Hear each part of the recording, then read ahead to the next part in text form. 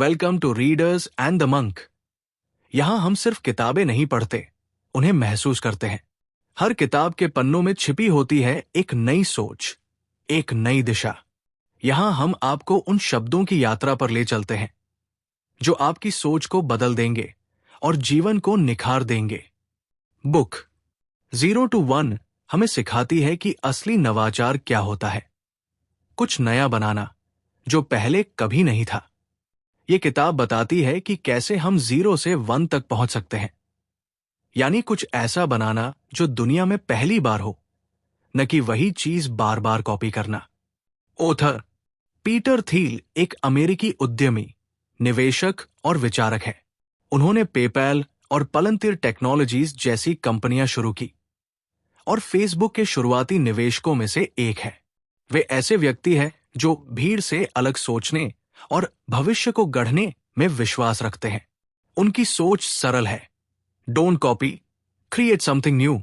Chapter 1, the challenge of the future, भविष्य की चुनौती। कल्पना कीजिए, आप एक ऐसे कमरे में बैठे हैं जहां हर कोई वही काम कर रहा है जो सदियों से करता आया है। कोई फर्क नहीं, कोई बदलाव नहीं। यही है 1 to N की दुनिया, जहां हम बस कॉपी करते हैं।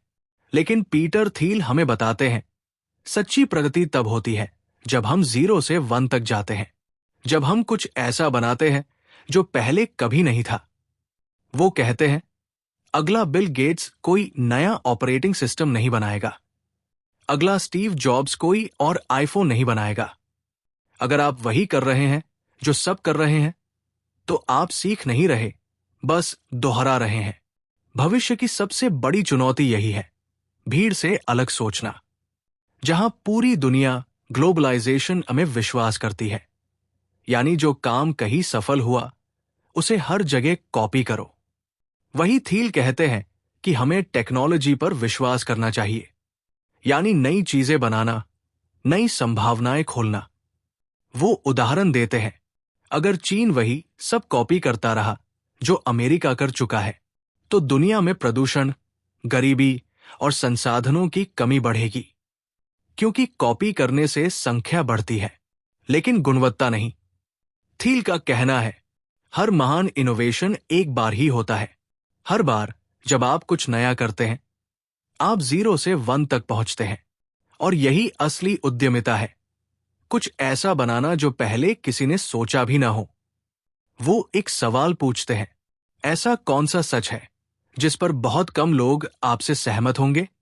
यही सवाल हमें सोचने पर मजबूर करता है, क्योंकि यही सवाल हमें भीड़ से अलग और भविष्य की ओर ले जाता है। सार, अगर आप भीड़ का हिस्सा बनकर वही करते रहेंगे जो सब करते हैं, तो आप बस 1 से N तक पहुंचेंगे, यानी कॉपी करने की दुनिया में रहेंगे। लेकिन अगर आप 0 से 1 की सोच अपनाते हैं, तो आप सृजनकर्ता बनेंगे, बदलाव लाने वाले बनेंगे। भविष्य उन्हीं का होता है जो अलग सोचने की हिम्मत रखते हैं। Chapter 2, party like it's 1999। 1999 की पार्टी जैसी पागलपंथी। कल्पना कीजिए, साल है 1999। सिलिकॉन वैली की रातें चमकदार है। हर गली में एक नया स्टार्टअप फाउंडर अपने सपनों की .com दुनिया बना रहा है। हर कोई कह रहा है, हम इतिहास बदल देंगे। लेकिन पीटर थील कहते हैं, इतिहास बदलने के लिए सिर्फ जोश नहीं, समझ भी चाहिए। ये वो दौर था जब लोग मान चुके थे कि प्रॉफिट कमाना पुरानी बात है। अब बस ग्रोथ, पेज व्यूज और फ्यूचर विजन की बातें होती थी। हर कंपनी कहती थी, अभी नुकसान सही है क्योंकि कल हम अरबों कमाएंगे। ये .com बबल का दौर था, जहां हर स्टार्टअप खुद को अगले गूगल या Amazon की तरह देखता था। पीटर थील उस समय पेपैल चला रहे थे।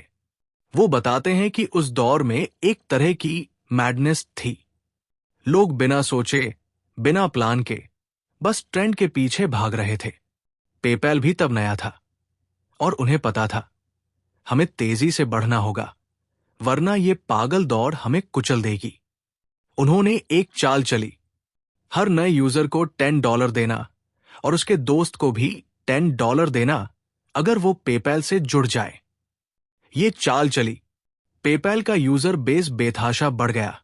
लेकिन थील जानते थे, ये ग्रोथ असली नहीं है, ये एक तात्कालिक जादू है। फिर भी इस कदम ने उन्हें वो समय दिया जो उन्हें असली प्रोडक्ट और असली बिजनेस मॉडल बनाने के लिए चाहिए था। मार्च 2000 में जब नस्दाक 5000 के पार पहुंचा, लोग मान बैठे थे अब दुनिया हमेशा ऊपर जाएगी। लेकिन हकीकत कुछ और थी। सिर्फ कुछ महीनों में पूरा मार्केट ध्वस्त हो गया, लाखों लोग बर्बाद हुए, हजारों कंपनियां मिट गई। थील कहते हैं, उस दौर ने हमें 4 सबक सिखाए।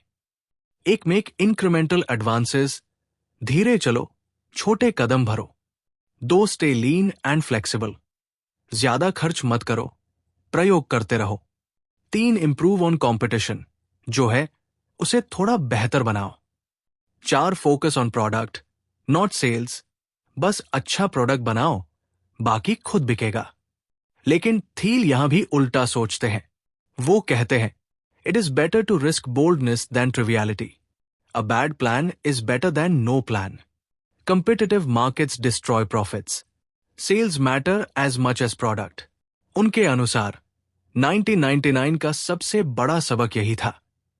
कॉपी मत करो, करेज रखो, रिस्क लो, प्लान बनाओ और खुद की दिशा तय करो।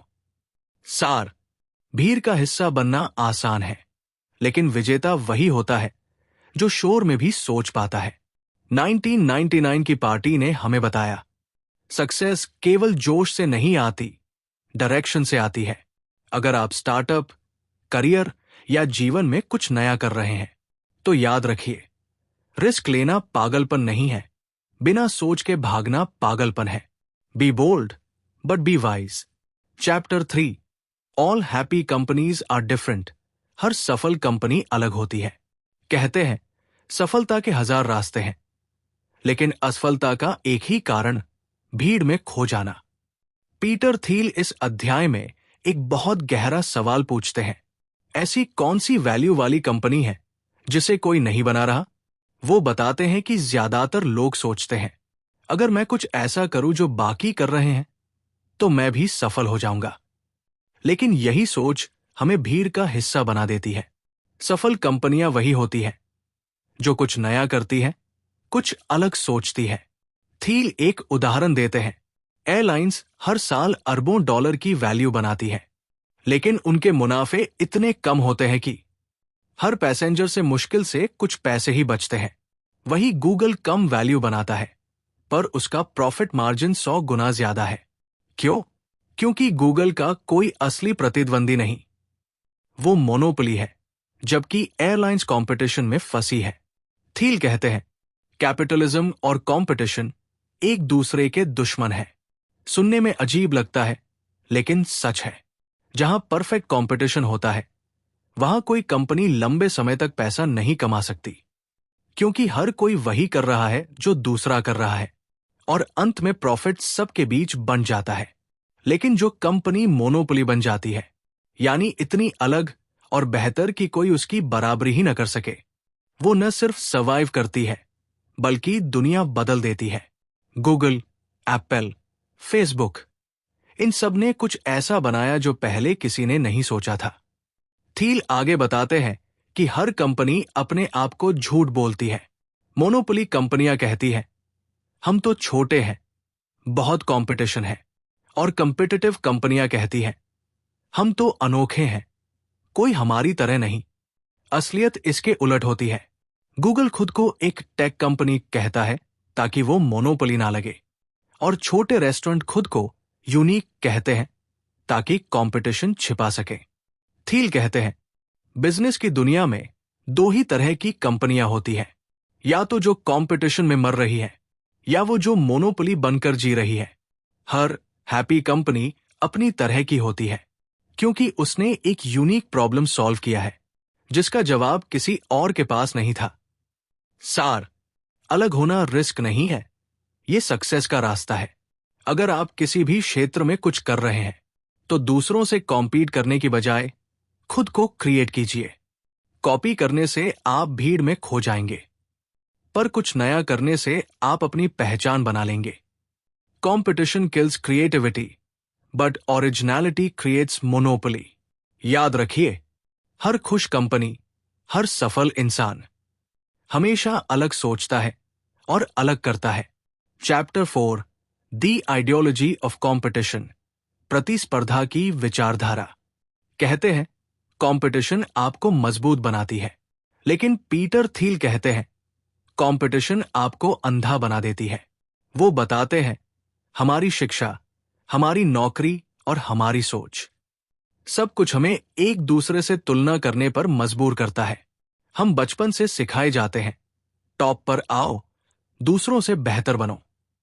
पर थील पूछते हैं, क्या आपने कभी सोचा कि अगर आप वही रास्ता चल रहे हैं जो सब चल रहे हैं, तो आप जीतेंगे कैसे? वो कहते हैं स्कूल से लेकर कॉर्पोरेट ऑफिस तक, हर जगह हम बस एक दौड़ में हैं। हम मानते हैं कि अगर हम दूसरों को हराते रहेंगे तो आगे बढ़ेंगे, लेकिन असली जीत तब होती है जब आप अपनी दिशा खुद तय करते हैं, ना कि किसी और की कॉपी करते हैं। थील अपने जीवन का उदाहरण देते हैं।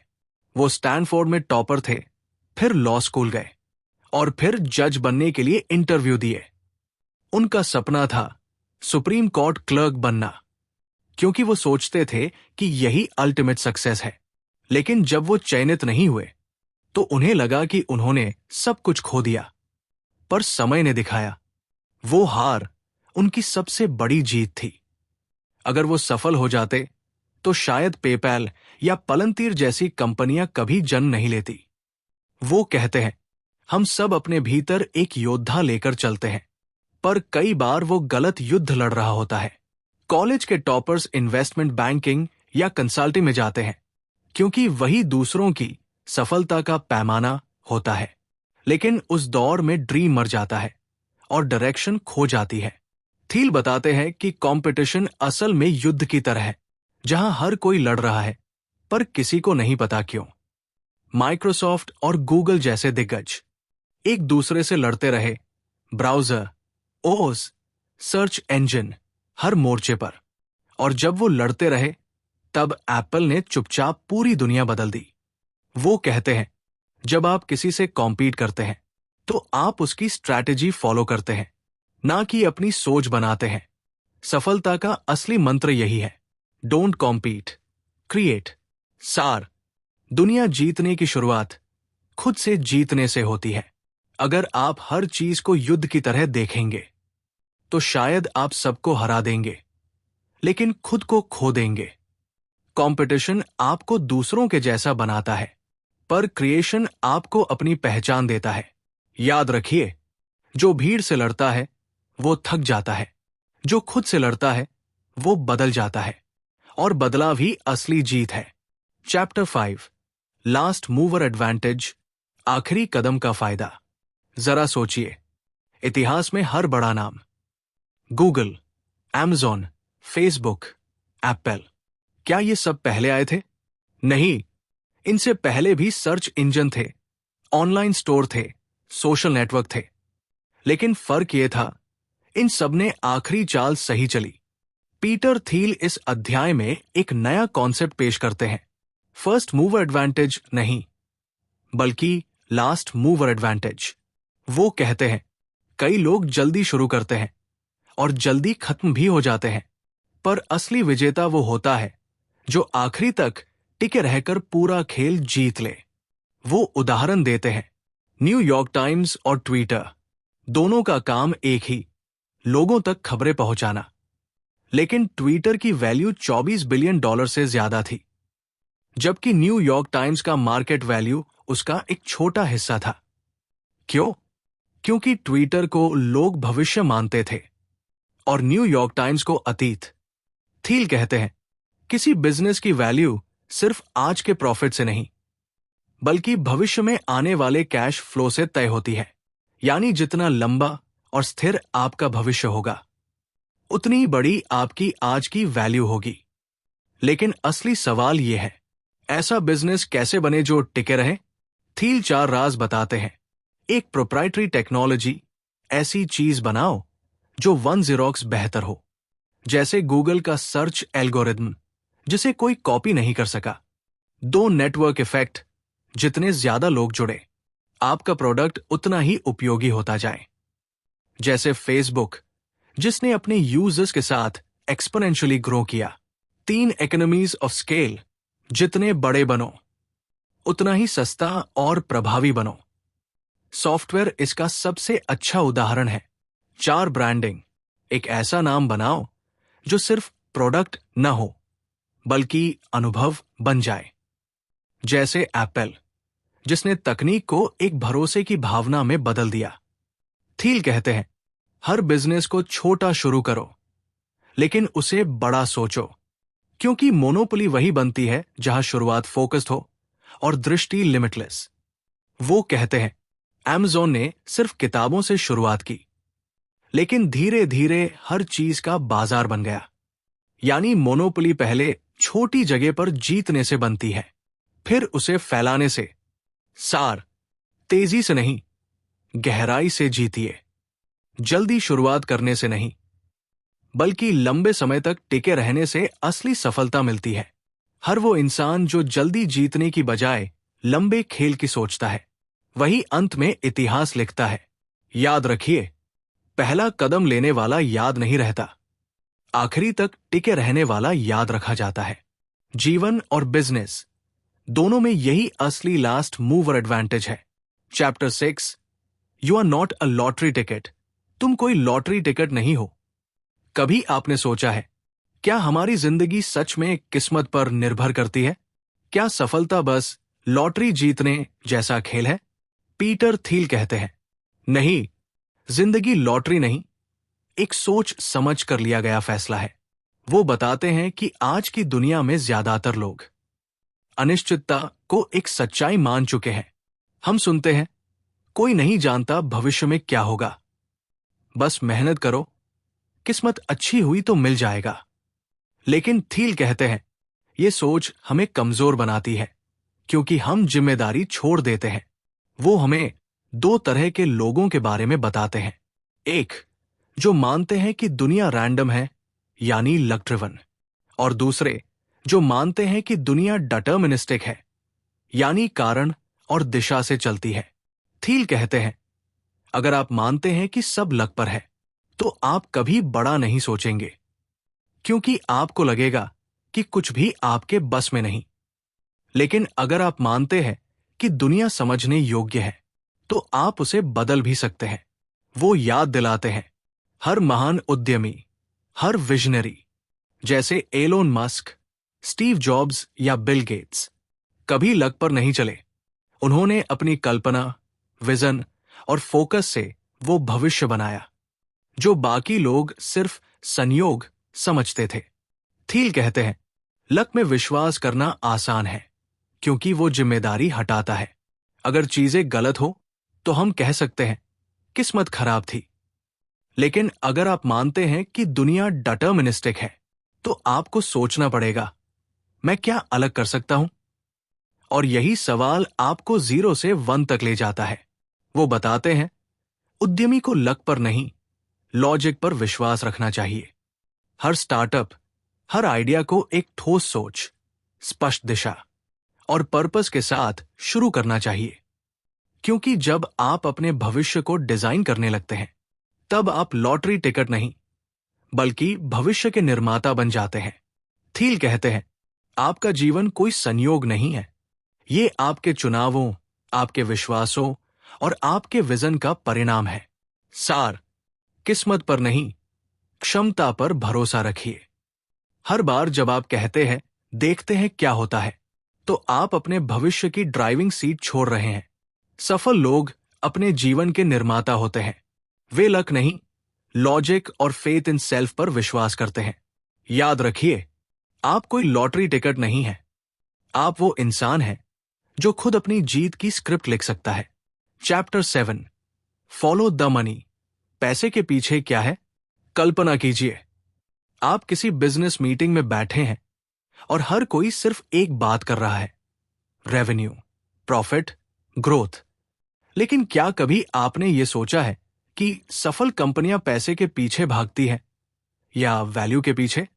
पीटर थील इस अध्याय में कहते हैं, हर बिजनेस पैसे नहीं कमाता, लेकिन हर सफल बिजनेस वैल्यू जरूर बनाता है। वो हमें बताते हैं, पैसा वहां बहता है जहां वास्तविक वैल्यू पैदा होती है, ना कि जहां सिर्फ नॉइज होती है। थील पेपैल के शुरुआती दिनों की बात करते हैं। हर स्टार्टअप अपने वैल्यूएशन को आसमान तक ले जाना चाहता था। हर फाउंडर कहता था, हम $1 बिलियन कंपनी बनने वाले हैं। लेकिन जब .com बबल फूटा, तब दुनिया को एहसास हुआ, रेवेन्यू से ज्यादा जरूरी है रील वैल्यू। थील कहते हैं, स्टार्टअप्स में पैसे का वितरण पावर लॉ की तरह होता है, यानी कुछ गिने चुने कंपनियां ही सारी वैल्यू और प्रॉफिट ले जाती है, बाकी सब बस शोर करती है। वो एक ग्राफ का उदाहरण देते हैं, अगर आपके पास 100 स्टार्टअप्स में निवेश का मौका है, तो 99 कुछ खास नहीं करेंगे, लेकिन एक कंपनी बाकी सबसे ज्यादा रिटर्न देगी। The biggest secret of investing, वो कहते हैं, is that most of your returns come from a very few companies. यानी बिजनेस में असली खेल एवरेज नहीं, बल्कि एक्सेप्शनल का है। थील कहते हैं, किसी भी इन्वेस्टर या उद्यमी को यह समझना चाहिए कि हर कंपनी समान रूप से महत्वपूर्ण नहीं होती। गूगल, फेसबुक, Amazon, इनमें से हर एक ने अपने समय में ऐसा वैल्यू बनाया जो बाकी 1000 कंपनियां मिलकर भी नहीं बना सकी। वो हमें याद दिलाते हैं, बिजनेस में पैसे के पीछे भागने से नहीं, उस दिशा को समझने से सफलता मिलती है जहां पैसा खुद आना शुरू हो जाए। थील कहते हैं, वैल्यू क्रिएशन और वैल्यू कैप्चर दोनों जरूरी है। अगर आपने वैल्यू बनाई लेकिन उसे कैप्चर नहीं किया, तो किसी और को उससे फायदा मिल जाएगा। और अगर आपने कैप्चर किया लेकिन क्रिएट नहीं किया, तो वो टिकेगा नहीं। अगर इस कहानी ने आपकी आत्मा को जगा दिया है, तो लाइक और सब्सक्राइब करिए, ताकि अगली जीवन परिवर्तन वाली किताब आपसे सिर्फ एक क्लिक दूर हो।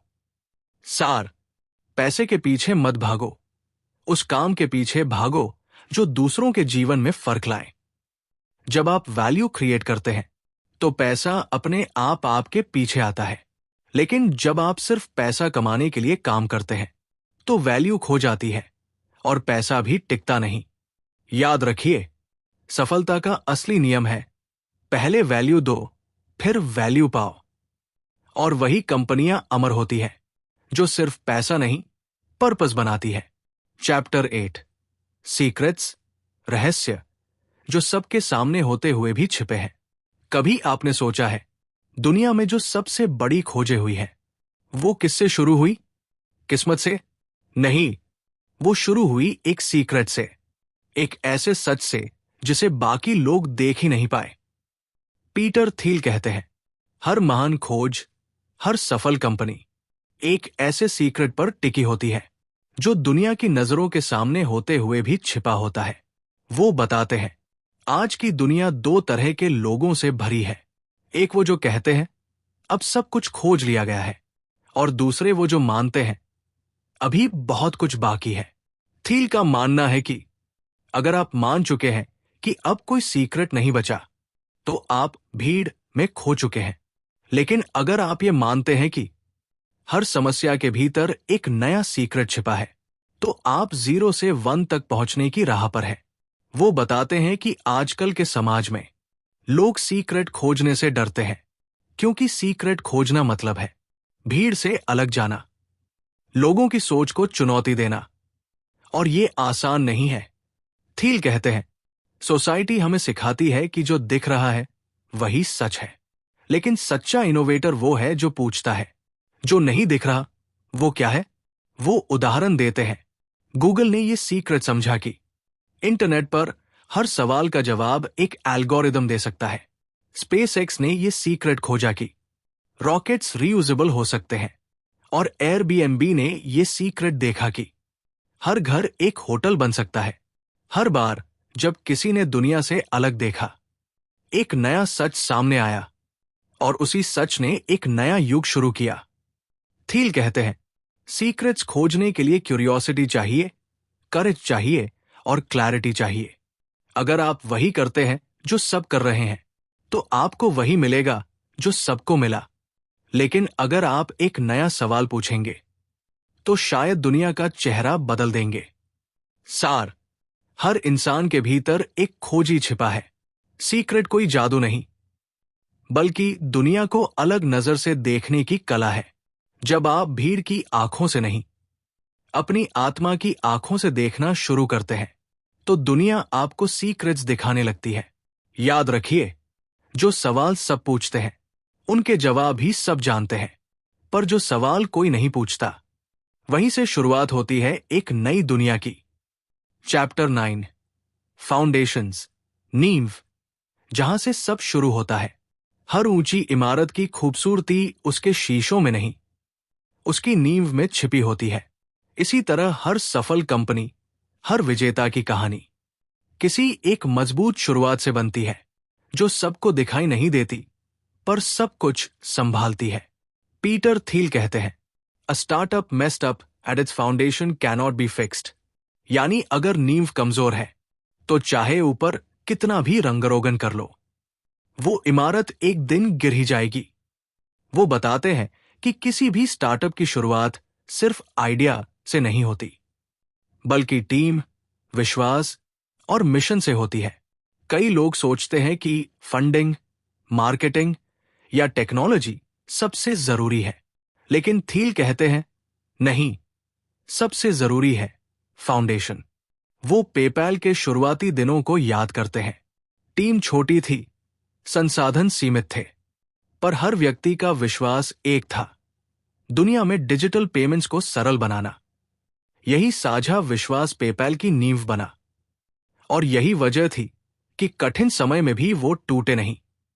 थील बताते हैं कि जब भी कोई कंपनी बनती है तो उसके भीतर दो चीजें बहुत अहम होती है, ओनरशिप और अलाइनमेंट, यानी किसके पास कितना नियंत्रण है और क्या सब एक दिशा में काम कर रहे हैं। कई स्टार्टअप्स इसलिए बिखर जाते हैं क्योंकि फाउंडर्स आपस में एकमत नहीं होते। वो एक नाव में बैठते हैं, लेकिन हर कोई चप्पू अलग दिशा में चलाता है।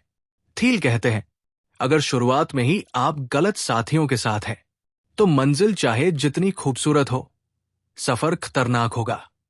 वो बताते हैं कि सही टीम चुनना, सही शेयर स्ट्रक्चर बनाना और एक स्पष्ट मिशन तय करना, यही वो 3 स्तंभ है जो किसी भी बिजनेस को टिकाऊ बनाते हैं। हर स्टार्टअप का लक्ष्य सिर्फ बड़ा बनना नहीं होना चाहिए, बल्कि मजबूत बनना होना चाहिए, क्योंकि जो नींव ठोस होती है वो तूफानों से भी नहीं हिलती। सार, हर सफलता की शुरुआत दिखाई नहीं देती पर महसूस होती है। जो इंसान अपनी नींव सही बनाता है, धैर्य, ईमानदारी और स्पष्टता से, वो देर से सही लेकिन मजबूती से खड़ा होता है। याद रखिए, फाउंडेशन सिर्फ कंपनी की नहीं, किरदार की भी होती है। अगर आपकी सोच, नियत और टीम सही है तो दुनिया की कोई आंधी आपको गिरा नहीं सकती। Chapter 10, the mechanics of mafia, सफल टीम की गुप्त मशीनरी। हर महान कंपनी के पीछे एक राज होता है। वो राज है टीम की एकता, एक ऐसा बंधन जो सिर्फ काम से नहीं, मिशन से जुड़ा होता है। पीटर थील इस अध्याय में बताते हैं कि पेपैल के शुरुआती दिनों में उनकी टीम को लोग पेपैल माफिया कहते थे, न कि इसलिए कि वो ताकतवर थे, बल्कि इसलिए कि वो वफादार थे, एक दूसरे के लिए, अपने मिशन के लिए और अपने विजन के लिए। वो कहते हैं, हर कंपनी या तो एक सेना की तरह होती है या एक परिवार की तरह। सेना में लोग आदेश से चलते हैं, पर परिवार में लोग भावना से चलते हैं। पेपैल माफिया ने वो भावना पैदा की थी, जहां हर कोई जानता था कि हम सिर्फ एक कंपनी नहीं, एक आंदोलन बना रहे हैं। थील कहते हैं, किसी भी सफल टीम के 3 आधार होते हैं, एक शेयर्ड मिशन, साझा मिशन, हर सदस्य को पता हो कि वो किस उद्देश्य के लिए काम कर रहा है। पेपैल में हर कोई जानता था, हम इंटरनेट को सुरक्षित और आसान बना रहे हैं। 2, म्यूचुअल ट्रस्ट, आपसी भरोसा। टीम तभी जीतती है जब लोग एक दूसरे पर भरोसा करते हैं। थील कहते हैं, अगर टीम में राजनीति है तो प्रगति नहीं हो सकती। 3, स्ट्रॉन्ग कल्चर, मजबूत संस्कृति। एक ऐसी कंपनी संस्कृति जहां लोग सिर्फ नौकरी नहीं करते, बल्कि खुद को किसी बड़े उद्देश्य का हिस्सा महसूस करते हैं। थील याद करते हैं कि पेपैल की टीम में हर कोई युवा था, मेहनती था और थोड़ा क्रेजी भी, लेकिन वो सब एक ही चीज में यकीन रखते थे, इनोवेशन। उन्हें फर्क नहीं पड़ता था कि ऑफिस में कितने घंटे बीत रहे हैं, क्योंकि वो जानते थे हम कुछ ऐसा बना रहे हैं जो दुनिया बदल देगा। पेपैल के बाद यही लोग यूट्यूब, लिंक्डइन, टेस्ला, येल्प जैसी कंपनियों के संस्थापक बने, क्योंकि उनकी सोच एक जैसी थी। सिर्फ कंपनी नहीं, विरासत बनानी है।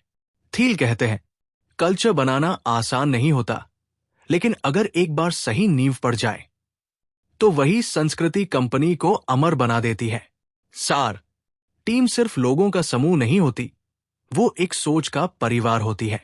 अगर आपकी टीम में भरोसा, सम्मान और साझा उद्देश्य है तो हर चुनौती आसान बन जाती है। याद रखिए, सफल कंपनियां उत्पाद नहीं बनाती, वो परिवार बनाती है जो भविष्य गढ़ते हैं। Chapter 11, if you build it will they come. अगर आप बनाएंगे तो क्या लोग आएंगे? कई उद्यमियों को लगता है अगर मेरा प्रोडक्ट शानदार है तो लोग खुद ब खुद उसे ढूंढ लेंगे, लेकिन पीटर थील कहते हैं दुनिया में सबसे अच्छा प्रोडक्ट भी तब तक बेकार है जब तक लोग उसके बारे में जानते नहीं। वो बताते हैं कि बहुत से फाउंडर्स को फील्ड ऑफ ड्रीम्स फिल्म से प्रेरणा मिलती है, जहां कहा गया था if you build it they will come. पर बिजनेस की दुनिया में यह बात खतरनाक भ्रम है, क्योंकि प्रोडक्ट बनाना आधी लड़ाई है, बाकी आधी लड़ाई है लोगों तक पहुंचाना।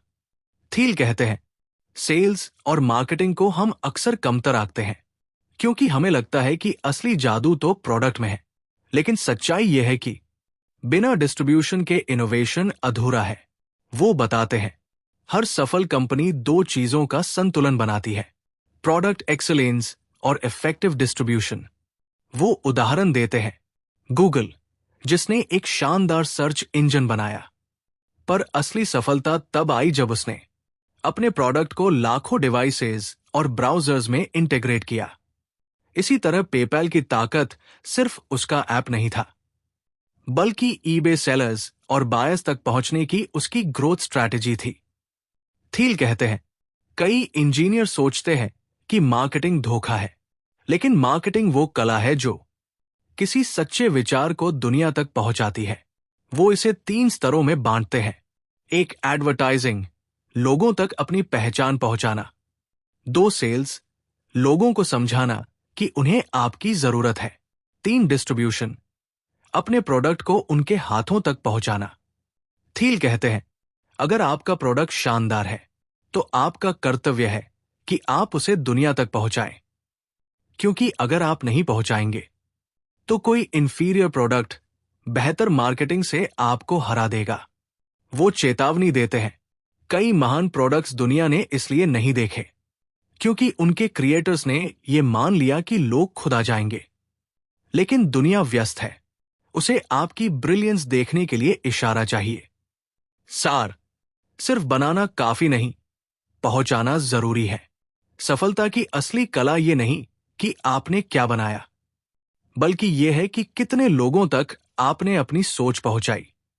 याद रखिए, एक विचार तब तक बेकार है जब तक वो किसी के जीवन को छू न ले। तो अगर आपने कुछ बनाया है जो फर्क ला सकता है, उसे दुनिया तक पहुंचाइए, क्योंकि लोग तभी आएंगे जब आप उन्हें रास्ता दिखाएंगे। चैप्टर 12, मैन एंड मशीन, मनुष्य और मशीन, टकराव नहीं, सहयोग। हर सुबह जब हम अपने फोन का अलार्म बंद करते हैं, गूगल मैप्स से रास्ता देखते हैं या नेटफ्लिक्स पर फिल्म चुनते हैं, हम मशीनों के साथ काम कर रहे होते हैं। लेकिन क्या कभी आपने सोचा है, क्या मशीनें एक दिन इंसानों को पूरी तरह बदल देंगी? पीटर थील इस मिथक को तोड़ते हैं। वो कहते हैं भविष्य मनुष्य बनाम मशीन का युद्ध नहीं होगा, बल्कि मनुष्य और मशीन के सहयोग का युग होगा। थील मानते हैं कि मशीनें इंसानों से बेहतर स्पीड और एक्यूरेसी रखती हैं, लेकिन उनमें इमेजिनेशन और जजमेंट की कमी होती है।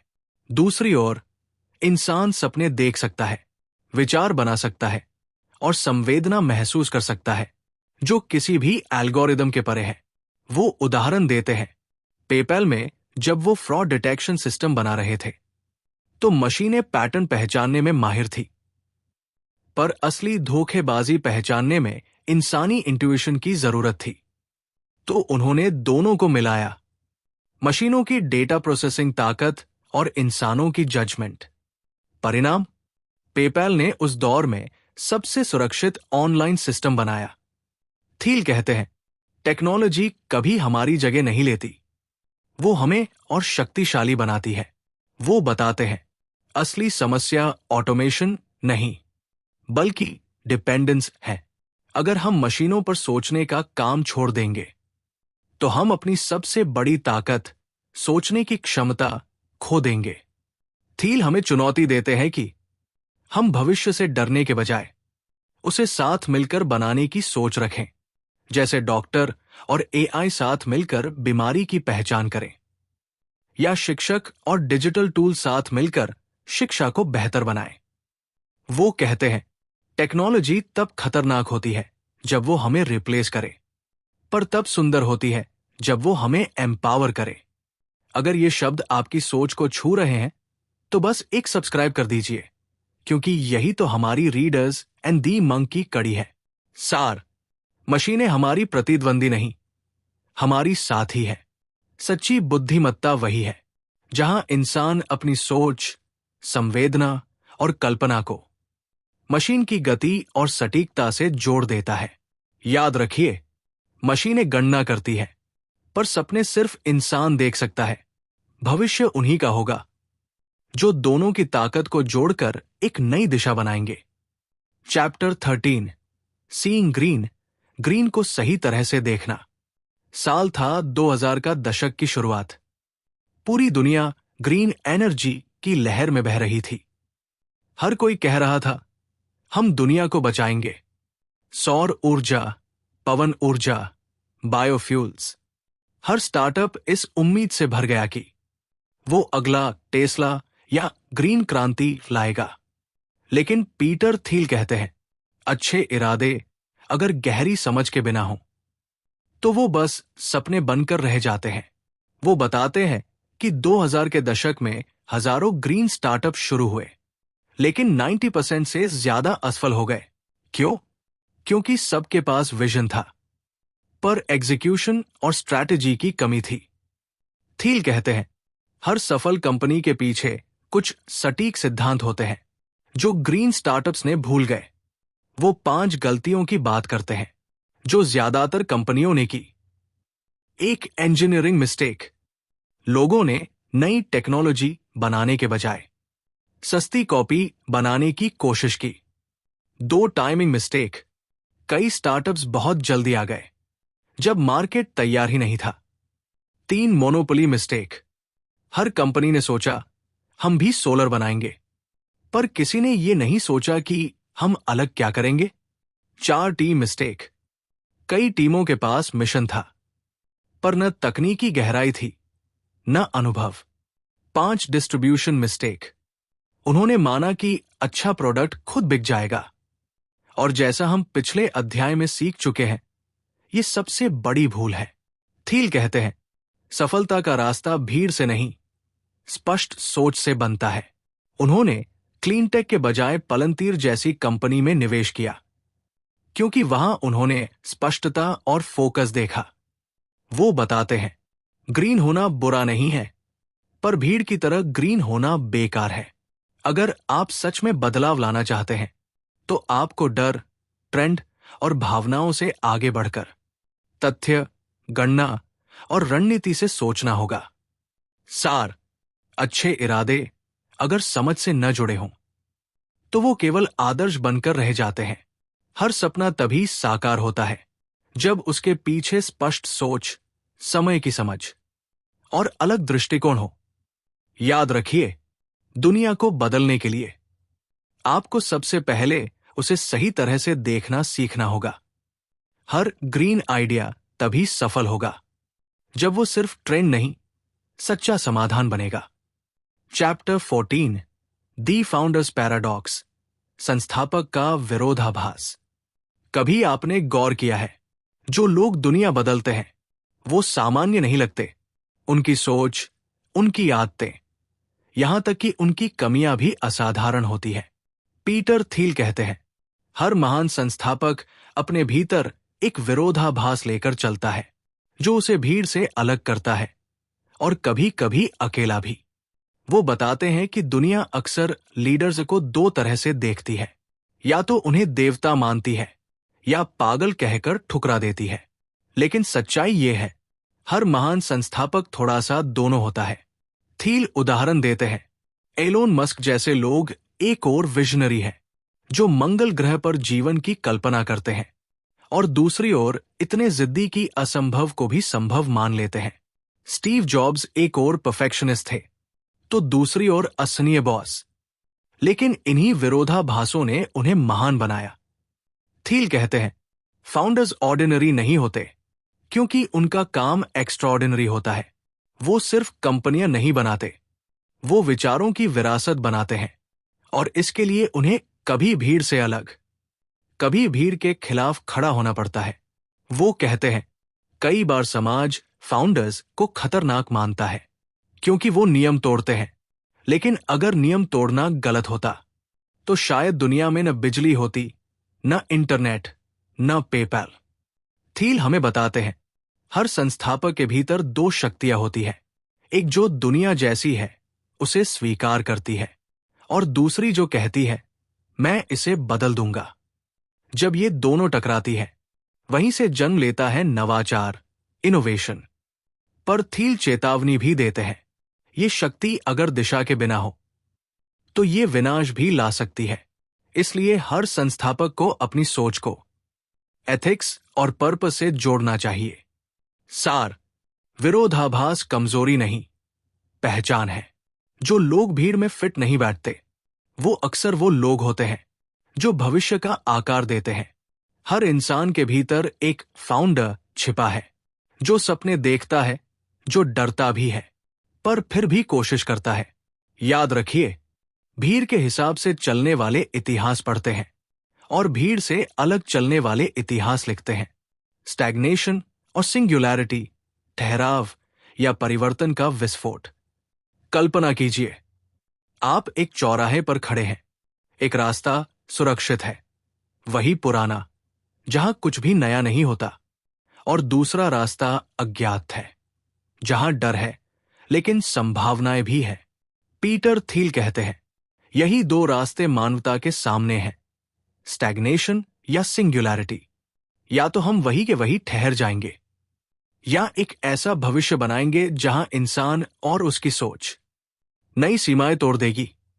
वो कहते हैं, पिछली सदी ने हमें इंडस्ट्रियल रेवोल्यूशन दी, इलेक्ट्रिसिटी दी, इंटरनेट दिया, लेकिन आज हमारे पास गति है, गहराई नहीं। हम और स्मार्टफोन बना रहे हैं, पर क्या हम और स्मार्ट हो रहे हैं? थील हमें झकझोरते हैं, क्या हम बस इंक्रीमेंटल प्रोग्रेस कर रहे हैं, या कुछ ऐसा बना रहे हैं जो दुनिया को बदल देगा? वो बताते हैं कि स्टैग्नेशन यानी ठहराव वो स्थिति है जब समाज में डर, आराम और भीड़ की सोच हावी हो जाती है। लोग इनोवेशन से ज्यादा सुरक्षा में विश्वास करने लगते हैं। लेकिन सिंगुलैरिटी यानी विस्फोटक परिवर्तन वो तब आता है जब कुछ लोग इस डर से बाहर निकलते हैं और कहते हैं, मैं कुछ ऐसा बनाऊंगा जो पहले कभी नहीं था। थील कहते हैं, हम एक ऐसे युग में हैं जहां नई खोजें रुक गई है, क्योंकि हमने मान लिया है कि सब कुछ खोज लिया गया है।